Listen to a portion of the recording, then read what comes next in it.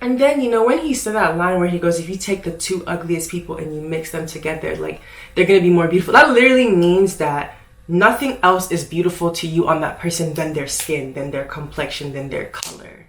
And that is so deep and weird. And no other group of people do that. Like, sometimes it don't make no sense. Does it really happen? hi, welcome to Mayowa's world. Okay, everyone, so I was supposed to fly out of Atlanta today, but the way life works, I had to extend my flight. So I'm gonna be in Atlanta for a couple more weeks, which has made me be like, okay, I need to like hustle and start making like YouTube videos and talking into the camera. Atlanta has been a roller coaster of emotions. I will say it has been refreshing for me. I think because I've had to like live, not because I've had to, because I have lived in so many different places. It's just really nice to like come back and just remember what really made me who I am. You know, like I always feel very proud that I'm from here. I don't know, there's just a certain kind of energy that I feel, and I like, once again, I always like seeing people who look like me, but it's just been really cool. Obviously, there's a lot of other stuff that is, you know what I'm saying, but we move. I have been posting a lot of videos on my Patreon. I did a like exclusive vlog on there. I'm also going to upload a video about Dave Chappelle. I know he probably has the worst fan base, so I'm not gonna say too much on here right now. But if you're interested in my thoughts on that, it's on my Patreon, which I'll put the information on my body. Today we're gonna be talking about colorism and complacency, and also still kind of a continuation of people who date colorist men. But today we're gonna be talking about Saweetie and Too Short, because I saw this clip and it's like I've been rethinking, like I've been replaying this in my head. Like obviously it's a very terrible thing that has happened, like him being colorist, but I find this like interesting to observe, dissect. So I want to talk about it with y'all. Like biracial babies are, you could take the two ugliest motherfuckers from different races, and they fuck and make a baby, and that baby just be beautiful. It happens all the time. So if y'all don't know who Too Short is, if you grew up in the 2000s, you know, he had that song, Blow the Whistle. Do, do, do, do. Like, or that one song that everybody plays in the club. What's my favorite word? Okay, I don't need, why am I promoting his music? I'm so sorry, guys. I just got caught up. I don't know why I'm promoting his music, because he's a colorist.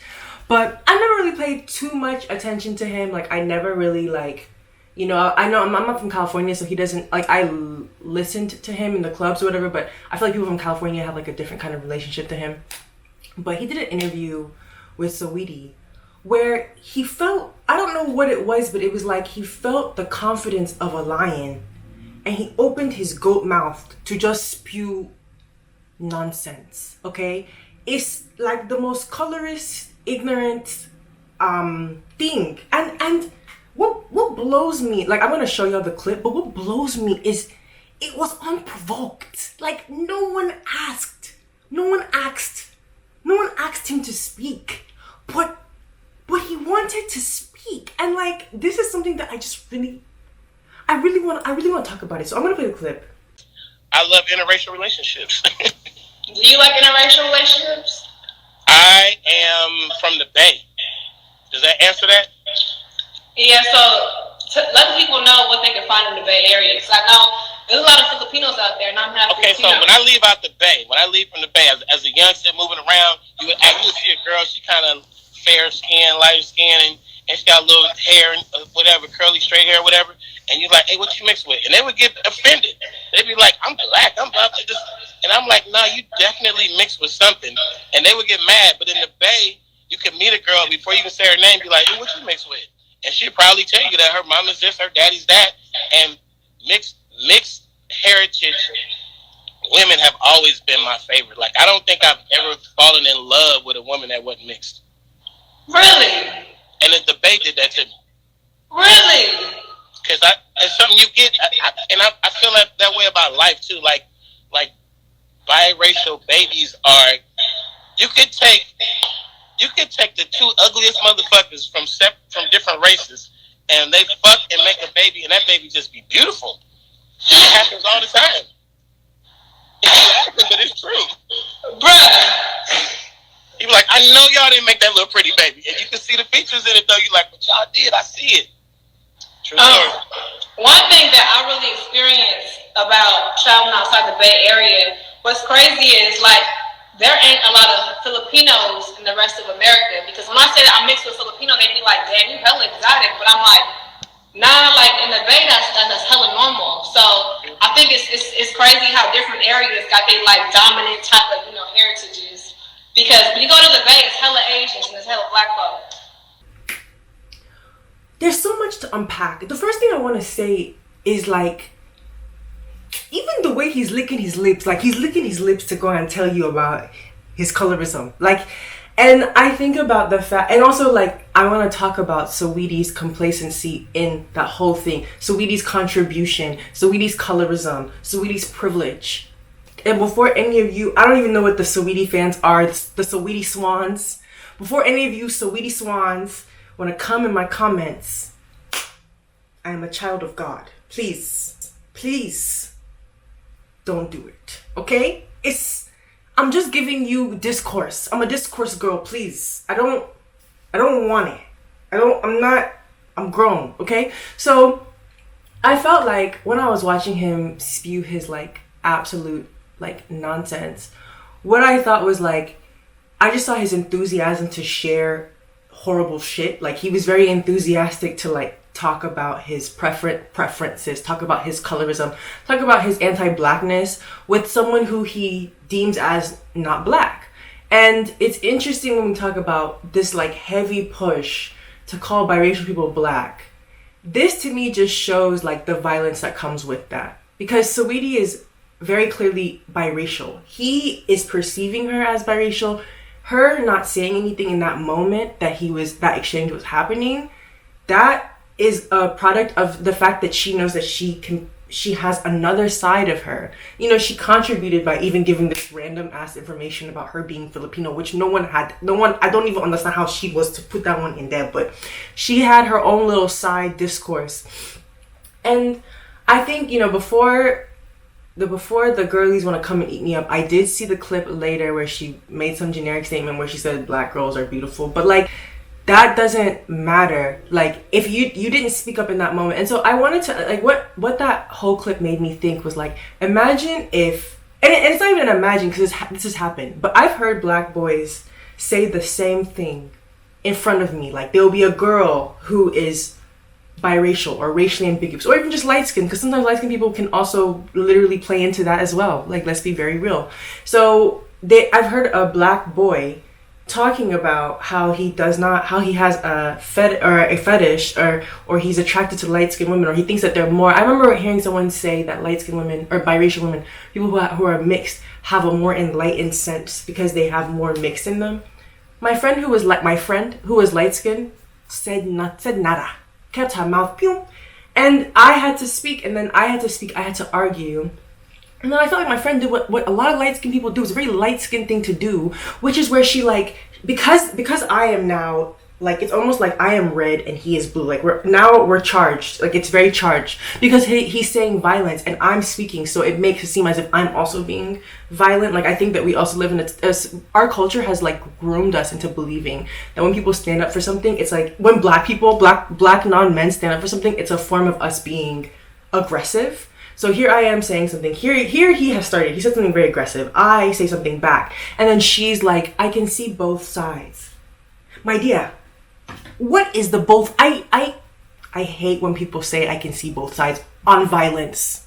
What is the both sides? You're just saying that because you don't want to risk your like damsel in distress archetype that you're allowed to have because you're light skinned. You don't want to risk the fact that you can be gentle in that moment and you don't have to be rowdy and I have to be the person who stands up. So imagine, I mean, obviously nobody was gonna invite me to that IQ Live, and someone like Too Short would probably never speak to somebody like me. Imagine if I was there and I said something. I'm almost certain that Saweetie would have to play to both of us, because she doesn't want to lose the approval of a man. And how black men have so much power and contribution to uplifting if not every single light-skinned artist that we know. Like, behind every light-skinned artist in hip-hop, behind every biracial artist in hip-hop, behind every white woman in hip-hop, if you go and you look, it's a man, it's a black man. And I feel like we don't talk about that enough, about the power that black men actually have, especially in arenas like hip-hop. We talk about, you know, like, I feel like people forget misogyny is a thing. Like, black men have so much power that they could easily use, if they use that energy to support dark-skinned women, dark-skinned non-men. They intentionally don't, because they want to fuel into their fetish. Not to mention that this interview is already very weird to talk to a young girl about your sexual preferences. Like, that's very bizarre to me, because I don't know how old he is, but he's been making music since I was like 10. So I know he's way older. And that was like very strange to me. And I just kind of feel like, what was I gonna say? And then, you know, when he said that line where he goes, if you take the two ugliest people and you mix them together, like, they're gonna be more beautiful. That literally means that nothing else is beautiful to you on that person than their skin, than their complexion, than their color. And that is so deep and weird. And no other group of people do that. Like, have this, like, I have a lot of thoughts that I, like, don't share because I don't want to get backlash. Like, every time my straight friends want to tell me about something a man did, I want to say, men ain't shit. Men are trash. But I don't, because I don't want to get dragged. I don't want my friends to get, you know, I hold my tongue. I literally listen. I'm listening because I want to support. So I don't even say how I really feel on the inside all the time. But the way he was so happy to shit on black women shows me that he lives in a reality that allows him to do so. I still have friends that follow him online. He will still book shows in a month or 2 months. And this is kind of reminds me of, like, every single artist of all time, every single celebrity. Like, celebrity culture platforms people who are typically very fucking abusive or complacent in abuse. And then they offend, like, I feel like it's almost like a strategy. Like, you get famous, you offend black women for, like, a long time, and, like, everyone allows it. And then they gaslight you, and then suddenly you offend, like, a white person, and that's it. That's the only, like, it's only when it's literally not black women that are being offended, like a non-black, that's when suddenly everyone is, like, up in arms. And I feel like it, like, that whole thing that happened with Saweetie and Too Short reminded me of the interview that I had seen with Cardi B, when she was talking about why she uses the N-word, why she says the word nigga, and also why she likes dark-skinned men. If you haven't seen before, or if you don't know this, if you specifically say you want to date dark-skinned men, that is rooted in colorism. Like, and you're not dark-skinned, like, there's no, like, because a lot of times when people say they want to date dark-skinned men, what they're meaning is they want, like, a man who, like, they associate dark with being, like, masculine. And so when people say they want to date dark-skinned men, what they usually mean is they want to date, like, a very masculine dark-skinned, like, it's rooted in a lot. I don't even want to explain it, because I feel like it's, like, the same way that you saying you want to date, like, a light-skinned girl and saying you want to date a dark-skinned man, like, it's giving colorism. That's very gay. But anyway, it reminded me of what Cardi B had said, and when she was talking about how she was like, yeah, I've dated black men, and they've said that, I'll play the clip. But you know, in the clip, she says she dated black men, and they said that they don't like dark-skinned women. First, I like dark complexion. And it seemed like every dark guy that I ever like, they're African American or Jamaican. I don't even like people I think that, like, is my race, just because I like to date people that are different from me. I don't know what it is. I have dated guys that they're black, and they have told me, like, I don't date black girls. And it's like, I be telling them, but but you're black, but your mom is black. You don't think that's weird? And then they tell me, well, you don't date Spanish guys, right? And I say, no, I don't. I date black guys. And it's like, so. Like, I don't believe that y'all are complacent, and like when it's convenient, you're not black. And that's the issue with biracial people being categorized as black, is like when it's convenient for you, you will always pick the easier option, which is to not claim blackness. And when it works in your favor, you will always pick the option to claim blackness. And there are people who literally cannot escape their blackness. There are literally people who have more intersections within their blackness. Queer, non-binary, dark skin, fat, all these other elements that cannot escape their blackness. And these are the people that are continuously canceled. Everybody wants to rant and rave about these imaginary Gen Z internet warriors that are always trying to cancel people. We can't do shit. I'm talking to a camera in my room. I don't have the power to do shit. But what I will say is, I'm definitely going to speak about things that is fucked up. And the people who are canceled every day, the dark-skinned person that you allow to hear all these colorist things, like that's who's being canceled. If you want to know whose confidence is being shat on, it's a dark-skinned girl who's young, who likes Saweetie and felt hurt that she didn't say anything at that moment. That's who should be centered. Don't center Saweetie. Don't center Too Short. Center the people who have to hear that, who don't have backup, who don't have images of people who look like them to feel seen. Who are made to feel like their only worth is by being desirable, not by like, and our worth is more about like what you bring to the table, who you are, like your intelligence, like all of these things become amounted to the complexion of your skin, and that's sick. We are limiting young dark-skinned non-men's ability to live full lives, and it's happening in real time. And it happened to me when I was really young, and that's why like for me with my content, it's always been so important for me to speak to my younger self, that felt like because I was dark-skinned, I literally felt invisible. And so like that's just how I've been. And so for all the people who are dark skinned who had to like see Saweetie's stupid shit, and yes, I understand she went back and said like her mother is black or whatever, or she said like she thinks black women are beautiful. It's not about you thinking we're beautiful. It's the fact that you don't have to turn up the same way that we continuously have to turn up every single time we're faced with oppression. You get the ability to be fragile. You get the ability to not respond quickly, and we don't have that. So allow us to use the words. So if we say we don't see you as black, we don't see you as black. And I feel like that should be okay. That should be able to stand on itself. Like, I'm not going to have you gaslight my eyes. My eyes are going to tell me what's black and what's not every single time. So I just feel like I want to share that and share my thoughts.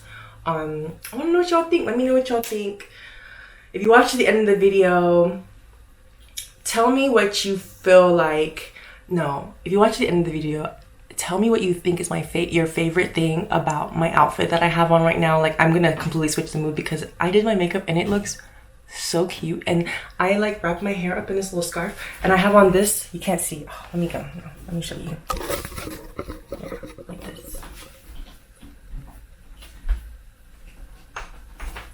So tell me what your favorite. This is not related to the colorism stuff, but it still is, because me adorning myself, me feeling cute, me having fun is my work. So tell me what your favorite accessory or like makeup look or thing that I'm wearing is your favorite thing. So I'll see you next week. Have a great day. Bye.